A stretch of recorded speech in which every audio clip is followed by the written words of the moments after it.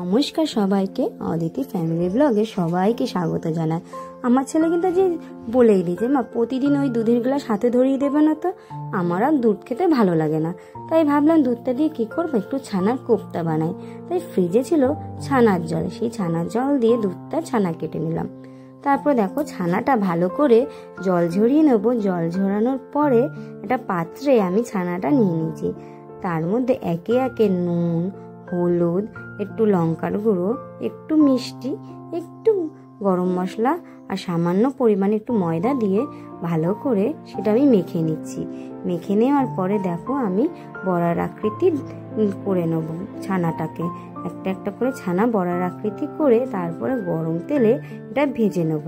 যখন আমি ছানার বড়াগুলো ভাজবো তখন কিন্তু আঁচটা একদমই কমিয়ে নেব, কারণ ছানার বড়া কম আঁচে ভাজলে জিনিসটা ভালো হয়, আর যদি বেশি আঁচ দিয়ে ভাজা হয় জিনিসটা পুড়ে যাবে, খেতেও ভালো লাগবে না, আর ভিতরটা কাঁচা থেকে যাবে। দেখো আমার কিন্তু এক পিঠ ভালোভাবেই ভাজা হয়ে গেছে, তোমরা দেখতেই পাচ্ছ। তারপর আরেক পিঠ ভাজতে দিচ্ছি। তা দেখো আমার কিন্তু হচ্ছে। আর আমি যে রান্নার ভিডিওগুলো তোমাদের সঙ্গে শেয়ার করি, তোমরা সবাই খুব ভালো রেসপন্স দিচ্ছ, আমার খুব ভালো লাগছে। তোমরা এইভাবেই আমার পাশে থাকো এবং আমার রান্নার ভিডিওগুলো দেখতে থাকো। তারপরে দেখো তোমাদের সঙ্গে গল্প করতে করতে আমার কিন্তু ছানার বড়াগুলো ভাজা হয়ে গেছে।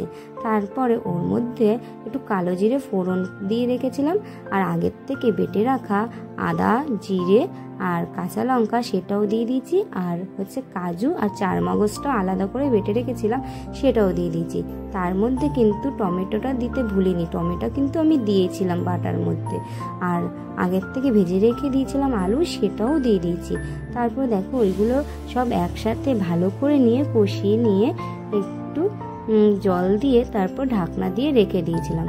তারপর দেখো ঢাকনা তুলে দেখলাম আমার কিন্তু ঝোলটা ভালো মতন হয়ে গেছে। তারপর গ্যাসটা বন্ধ করে দিয়ে ছানার বড়াগুলো আমি কিন্তু দিয়ে দিয়েছিলাম, কারণ গ্যাসটা অফ করে দিলেই ভালো হয়, কারণ এগুলো খুব নরম হয়, যদি বেশি আঁচ দেওয়া হয় জিনিসগুলো ভেঙে যাবে এর জন্য। তারপরে দেখো কিছুক্ষণ আমি ঢাকা দিয়ে রেখেছিলাম, আর ঢাকা তুলে দেখো আমার জিনিসটা কিন্তু একদম রেডি হয়ে গেছে। এর মধ্যে একটু গরম মশলা দিয়ে ছানার কোফতা কিন্তু সবাইকে এবার সার্ভ করবো। আজকের জন্য এইটুকুই। ভালো লাগলে লাইক, কমেন্ট, শেয়ার করো। টাটা।